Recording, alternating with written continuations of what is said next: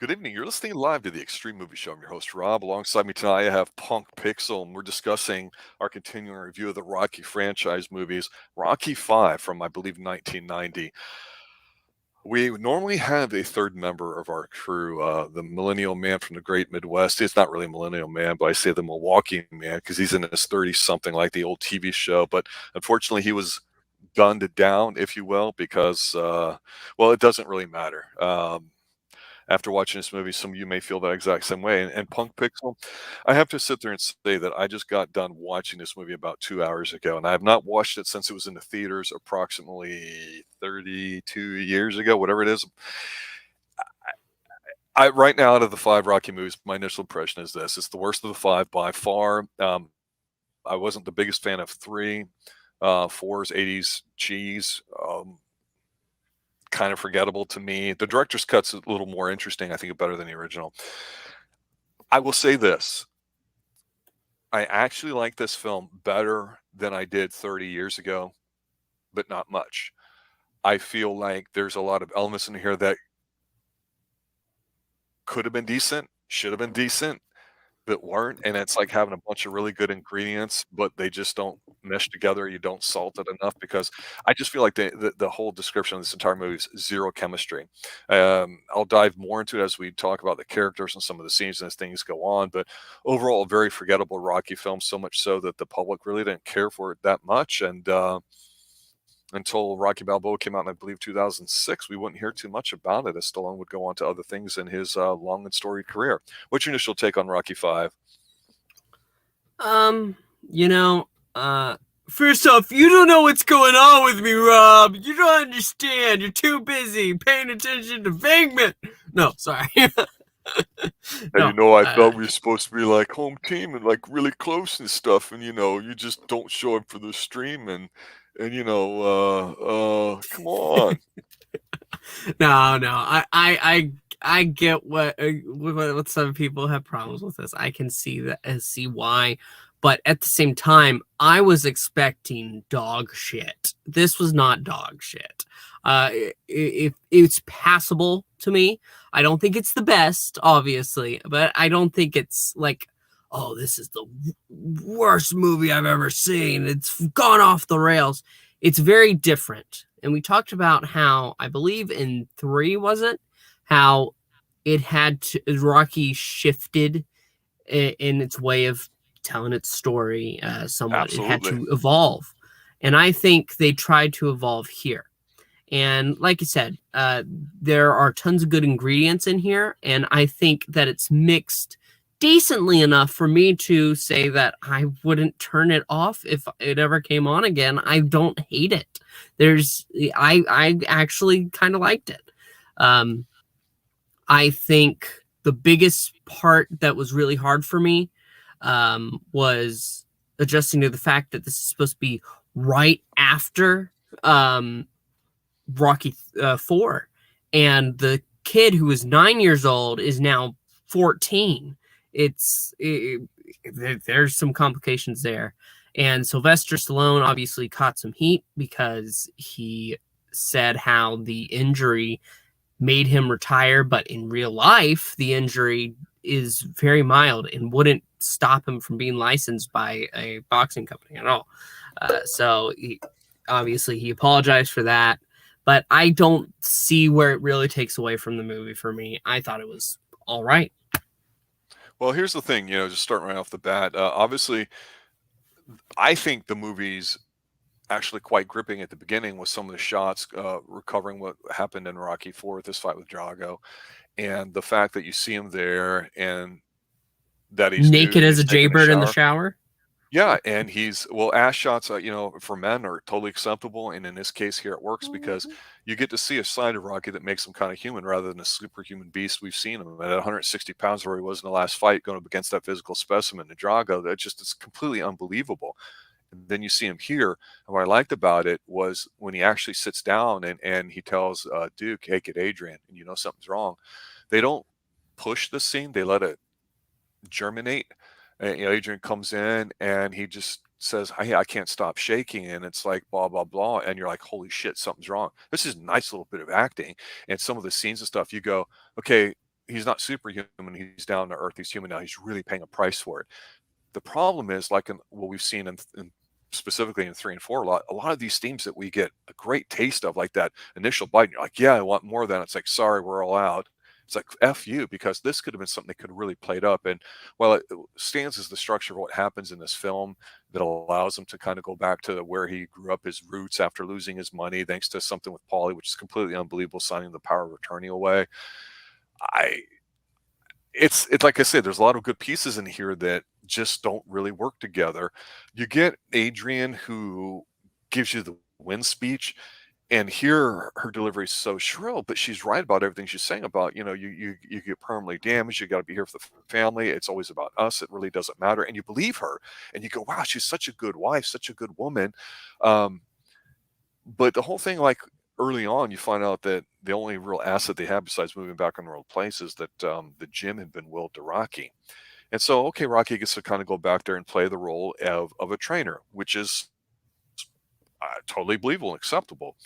You have his son, who's a good-looking guy, and that's, I believe, his actual real-life son, Sage Stallone. Yep, Good-looking Sage. kid. It doesn't feel like that's really Rocky's kid, that he grew up entitled, and Rocky says, hey, I'm glad you had the things I didn't, and that way you don't have to look like my face. And I get it, I understand it, but emotionally it's just not working. And maybe it's because they pretty much ignored the kid all the time. I don't know. It just doesn't. And to me, I thought when you got this guy Tommy Gunn, who was a real life boxer, by the way, this guy, he just wasn't a scrub. He was the real deal back in the time. Tommy Morrison. I thought Tommy Morrison generally in this film, he's white bread from Oklahoma. He's country strong. He seeks Rocky out, so you believe the character in a way. And I think as a first-time, only-time actor, to my knowledge, at least up to this point, he was passable, to use your term. But he doesn't come across as humble and hungry. He comes across as a spoiled douchebag. And it's like, I just, a lot of these chemistry issues, or all of them, really are the downfall of the movie. And before I talk a little bit more about Tommy Gunn and what else goes on, let me pause here and let you kind of throw in a few things. Give me a few jabs. I mean, well, you have to, slip the jab. I'm going to actually kind of disagree. I did feel that he was hungry. How hungry was he? He moved there specifically so that way that he could get Rocky to train him. I mean, that's he sought it out. The problem doesn't arise until later in the movie for me with how his character shifts, and that's because of how it is feeling for him, because him and Rocky are working, they're training hard, and it's eating away a lot of the time. But there's a reason why that earlier on, Mick, he didn't have a family, he didn't have anything. His life was boxing, and that's how kind of Rocky treats it. And obviously that goes out on the kid, and I know I'm making fun of him right here, Punk Pixel, because he gets kind of punkish there in the middle, but I can understand why his kid is feeling that way, because his dad is doing exactly what his dad's trainer did. He's focusing, he's on this. There's nothing else existing. A lot of the time, like when Rocky prepared for a fight, he had to cut away. He had to train. He had to do this for himself. He had somebody helping him. But now he's in the position where he has to be the figure over somebody, and he's being more of a father to Tommy Gunn than his own son. And that's where the problems arise. But, I like the way that the story is told. I like that you have George Washington Duke. He wants Rocky in on another fight, but he can't convince him until you have this guy that's coming up with Rocky training him, and he's like, I have a plan now. And he wants to use him, tempt him into the dark side by basically saying, you will never be able to step out of Rocky's shadow if you keep working with him. If you keep being Rocky's boy, that's all you'll ever be. And we actually get to see, before George Washington tempts him, we get to see as Tommy Gunn is starting to get a little jealous, because that's exactly what the papers are saying too. So much so that once we get past the Punk part and we get that father-son moment of Rocky patching things up with his son and Tommy leaving, I love how it plays out all the way through. And even talking about it more, it makes me realize just how much more I liked it than I thought I did before talking about it.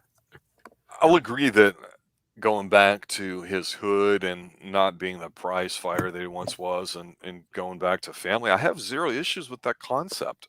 And even with some of the things that they're doing, I'm not I'm not going to necessarily even argue the execution's there, but sometimes, when you make white rice and everything comes out right, you still realize it's bland and it's boring and it has no taste.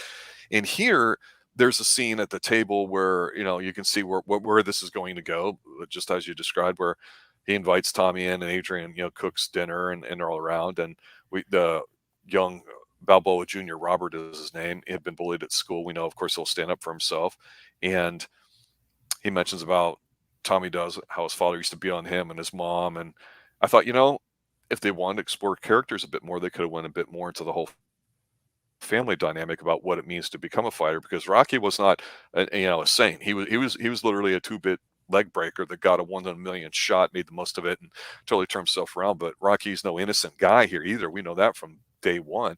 So it's interesting that Tommy was doing that to Robert, and then they kind of glossed over it because it was, oh, hey, let me show you what's going, down in my basement, some of the stuff going on, and the whole jealousy thing. And I thought, God, if anybody would know what it's like about how much time it takes, it would be Balboa, with all the fights that they've been through. And this kid's at least in middle school. So he's lived all this. He's seen his dad go to Moscow and fight and everything else there too. His son Robert would know exactly what happens here with everything, and how far away dad is from home, and how much time it takes to do stuff when he's training. And I'm going, they act like none of that existed in this film. And that's again an issue that I have with it, because he trains Tommy. Tommy goes on a rampage and beats everybody. And he's Rocky's champion and everybody loves him and all that too. And I have to say this, just backing up, because you're the young 20-something millennial, Generation Z, whatever we want to call you here, that we make fun of here on the Xtreme Movie Show, right? But I would argue that the 70s, 80s were probably the peak decade of sports in general, in terms of the general population. Professional wrestling is a joke, as much as it may sound, how nobody watches it now, was huge, and a lot of people watched it. They would sell out places like Madison Square Garden. Now it's totally different. Tennis was absolutely booming in the 70s, going to the 80s, with people like John McEnroe and Jimmy Connors representing Americans. And if American is involved, it takes center stage. Same thing with the Olympics, with Michael Jordan, with Bobby Knight coaching in '84. And just as importantly, all through the 70s and 80s on HBO, one of the few pay channels that existed back then, was primetime boxing. And one of the guys at the end that we'll talk about here with the final scene that instigates Tommy Gunn to the street fight with Rocky, he was one of those guys who was announcer for the longest time in boxing. So I like how they had some of these characters in there. But growing up in the 80s, you watched all these insane boxing matches, and they were so good in different weight classes. Boxing was super hot. And then it started to die down until you got a young man in the mid 80s named Mike Tyson, who's managed by Don King, who this guy obviously manages himself after as a play on him. I thought he did fine as Tommy Gunn's wannabe manager and trying to seduce him, as you say, until the end. He gets kind of silly about, don't touch me or I'll sue, don't touch me or I'll sue. Sue me for what? Boom. It's You also have to feel in that it's 1990. So in the mid to late 80s, even though there was an element of rap music that was out there and sampling that was going on, Run DMC was really popular in '86 with Walk This Way. And I'll simply say that a lot of television and music tried introducing urban music in certain ways. They did that here in the Rocky movie, even though the music was still scored by the original guy, John Avildsen, whatever his name is. I just don't think it works. I think it really dates it, because I just don't imagine where the kid's going to school that's going to be the case there. And if it is, he's there with a bunch of white meat thugs that bullies that beat up on Robert. It's not, something like that. I'd say Candyman where you're in Cabrini Green back in the 80s and 90s. So like I said, there's a lot of elements in here that could work if they explored it, but they just gloss over it. And it's a shame because the ingredients are almost there and they just don't compute to me too. What was your take on how stupid, in my opinion, Rocky was for not seeing what was coming and not being able to handle his house business? Well, I mean, he admits that that was stupid of him because he didn't see it coming. He didn't see that happening. He didn't see it all falling apart. He thought, doing this, he can help this kid and help himself. And it's, I think really where this comes down to is we go from great heights. Rocky 1, he takes on greatest of all time. And then Rocky 2, he actually defeats the greatest of all time. Rocky 3, there's new blood coming out for him, and he has to deal with the struggle of life while taking his place back. And then you have Drago. Drago is this outside threat that he takes on and wins. But then we go to Rocky 5 and it goes to the streets. It takes him back where he came from. And the character doesn't like that. I don't know if Stallone liked that. And I mean, Stallone had some crazy ideas about what to do with this movie at the end, I feel like personally. But but when it comes to what actually came out, I liked it. And maybe it's because I'm seeing them like this. I'm obviously not seeing them how they came out. When they first came out, I wasn't alive. But seeing them one after another, seeing how the story is progressing and how it's taking such a radical change, I don't think it would have been better if he had gone ahead and, oh, look, new outside threat is coming from, I don't know, Africa. But here he wants to just stop. He doesn't want a big fight. He wants to retire, but he can't fully because of what happened with his accountant at the beginning. And so it leads him to this final street fight at the end here. And you know what? I actually really love this final fight. It definitely amped me up like most of the other movies did, but it was personal. And that's where it really hits. Because even with Drago, who killed Apollo, there's that level. But it did not feel as personal as this. The adopted son who falls with him, the wrong people, and then he has to beat him down because his son wants to take him down. And while that, he has his relationship with his real son. I think that maybe it's just a little too much drama for some people, and I can understand that. I can respect that. But personally, I liked it. I did.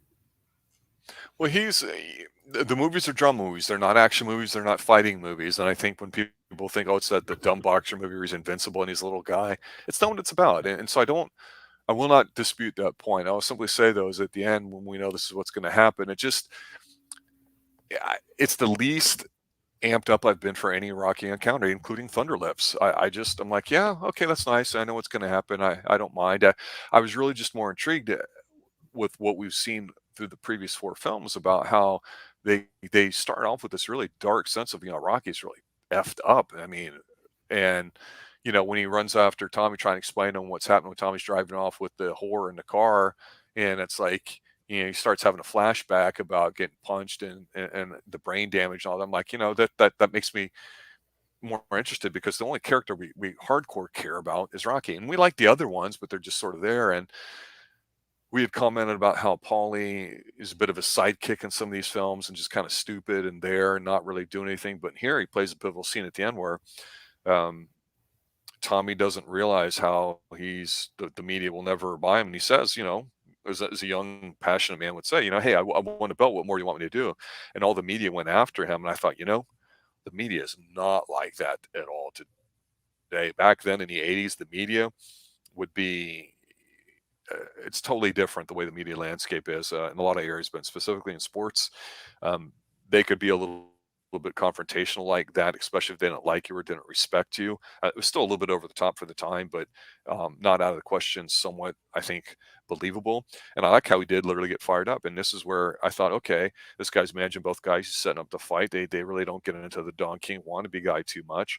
And I don't know. It seemed like, I got to get my respect. I get my respect. And again, it just felt a little forced there at the end. And it'd have been one thing if they played a lot of the Rocky music or did something with it, but instead when they go to like round 2, hey, yo, Tommy, I didn't hear no bell, and then they're starting to fight. I love it because if you watch everything except the fight, that's what's funny to me. And I found myself getting my attention distracted by the fact that all of a sudden, as they go through the fence, now there's a cop car in that alleyway. Now here's another truck stopped in the middle of the street. Now here's a bunch of people hanging out the window. Now here's people we didn't even see. And it's like, well, wait a minute, they're an alley or two away from the bar that they started in that we've always seen. Where the hell do all these damn people come from? Then all of a sudden at the end, you've got Father Carmine who gave them the blessings and all the movies in here too, get them one at the end. And it just does not feel like a Rocky movie to me with the fight. And not at all. Really? The best fight the to me way was I him getting took his it, ass beat at the beginning of the movie. the way I took it was that they were live, as it were.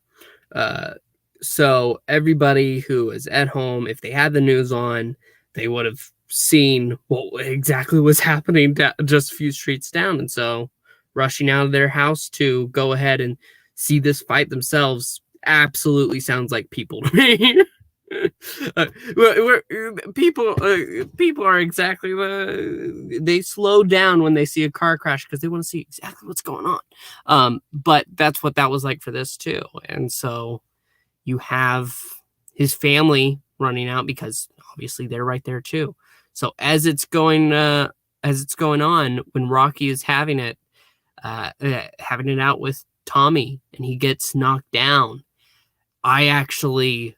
There's a moment where he hears Mickey telling him, I didn't hear the bell. You get up. You one more round, kid. And so he gets up and he has that one last round and he takes Tommy down. I absolutely loved it. I can understand why you might not feel like it's not larger than life. And I think that can be a problem for some people. Not saying that's your problem with it, obviously, but it's a fight that's the most personal to me that it's been for Rocky, and that's what it hits to me. So I understand, and I will say this after Rocky 4, which, like I say, is an 80s movie with Rocky in it. It's still very entertaining and it's fun, and you come out of there going, yeah, we beat communism. We beat the Ruskies. We beat the old USSR, which doesn't exist anymore. Rocky's the one that did it, not Reagan. And politics notwithstanding, or if you're not somebody in the United States listening to the stream, and we have a lot of people overseas, especially in Asia, I can't tell you how big it was at the time. So here you got a movie that, a couple years later, like, all right, what's the next Rocky going to be? You're expecting something to come entertained. And again, it checks all the boxes. I guess it works as a film because it's still better than a lot of stuff that's out today, but it just wasn't fun to watch. It was just a bit of a slog. It plods along. We don't hate his son, but we don't really care for him either. And back then, it was becoming a lot more mainstream too to show kids on television with longer hair, not just the '80s mullets that people would make fun of, or your Canadian tuxedos for the denimly inspired individuals that prefer wearing them, and all sorts of '80s fashion that we've yet to comment on too much today. But by now, it was starting to get to be flannel, dark stuff as the '90s were coming on. Guys wearing earrings too were being shown a lot, and there's a scene where his kids where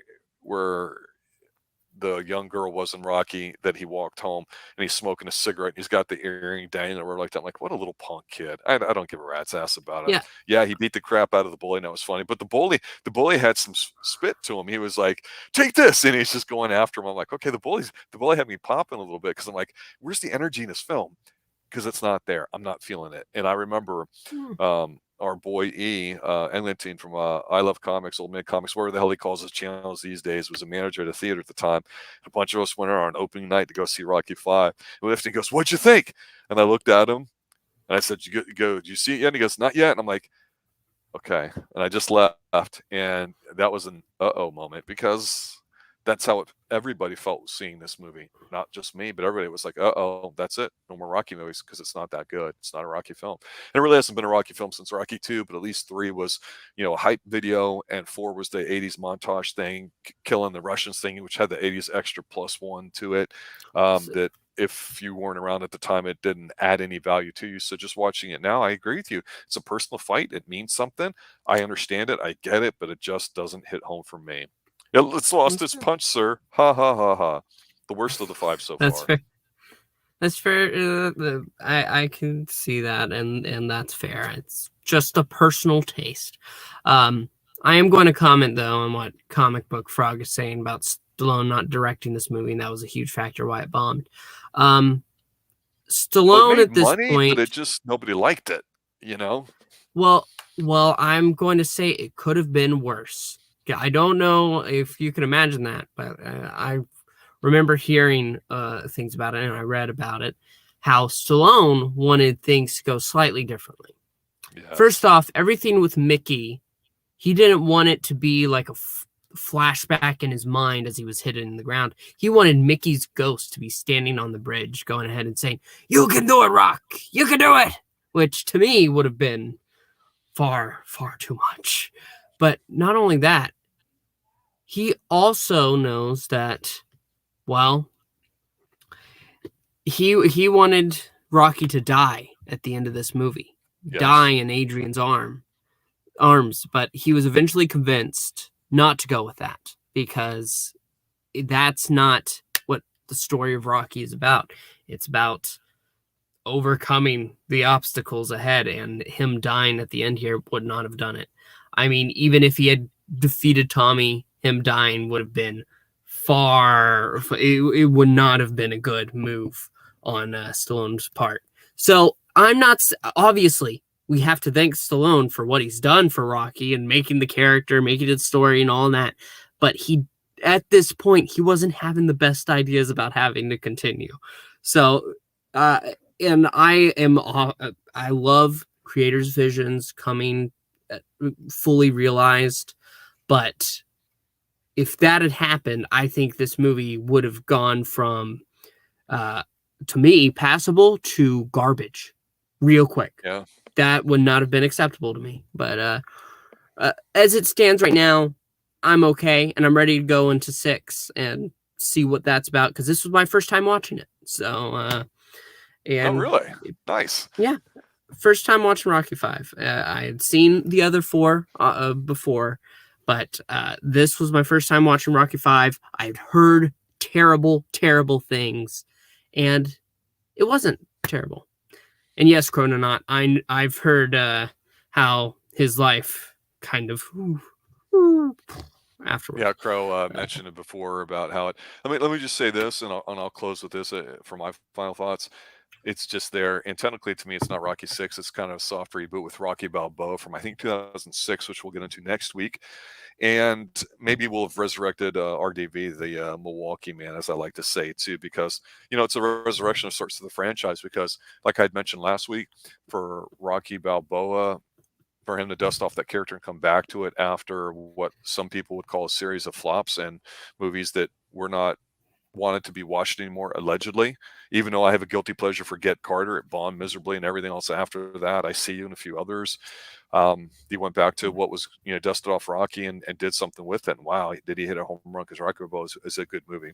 It'll be interesting, because I haven't seen that since the time it came out in theaters. It'll be interesting to get your take on it. And nearly a generation apart, it's interesting to sit there and hear you say how you're been entertained by it. And like I say, living through it, it gives a certain perspective on things that are put in the movie. But watching something you've never seen before is really old, that maybe you haven't lived through. I have the same reaction when I watch older films too. I don't know necessarily what they mean, or I might have an idea, but I don't know, and it makes it fresh. But I will say this. I mentioned briefly on a movie a while back here on the Xtreme Movie Show, I believe on a Tuesday night action film we were covering, probably a canon classic, as we're fond of doing here, that in the 80s, AIDS was a thing that was not discussed. It wasn't really brought up. It did come into the mainstream for a lot of reasons. And the reason why it's important is because in 1990, it might have been just a little bit before this, or 91, Magic Johnson, who is arguably one of the most popular athletes on the planet, up there with Michael Jordan, believe it or not, one of the greatest Los Angeles Lakers and NBA players of all time, a guy that, quote, tried to accommodate as many young ladies as possible, came out with AIDS and he had to retire. And that was like a death blow that sports is not the same anymore. And I would argue that that was the turning point, that between that and amateur teams in the United States no longer winning gold medals and destroying everybody else, steroids included, across the planet in the Olympics, was the changing of the guard. And here you have Tommy Morrison, young up and comer, that I think was scheduled to fight Tyson, who was the hot property. And I saw almost every Tyson fight from his first one on HBO. It was a phenomenon unlike any others until he lost. It's an interesting story, and I got to say, as much as Dolph Lundgren's a physical specimen and the real deal athletic wise, I thought Tommy looked decent in the ring. You can talk about choreography and fights and all you want there, but I'm not going to say he was a natural actor, but we've argued before that we mourn the loss of people that physically know what the hell they're doing with their bodies, and how easily it looks, even on lesser movies like Sheena or Yor or Dar and all these other characters too, from the 80s that are being C-level films. We don't have those today. Everything's CGI, and unfortunately, that's the way things are going. But in Rocky Balboa, you get to see what Rocky 5 could have and should have been. So hopefully that hypes you up, Professor Pixel, for next week, because it's a very good film. Any last thoughts before we close up?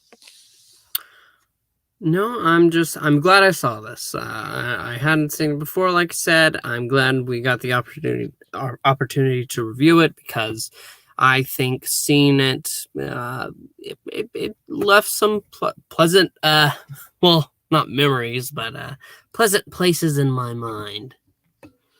Well, I like to play with my name here on the Xtreme Movie Show, and you like to play with your pictures. And I got to say, you really you are on point with the Punk Pixel one.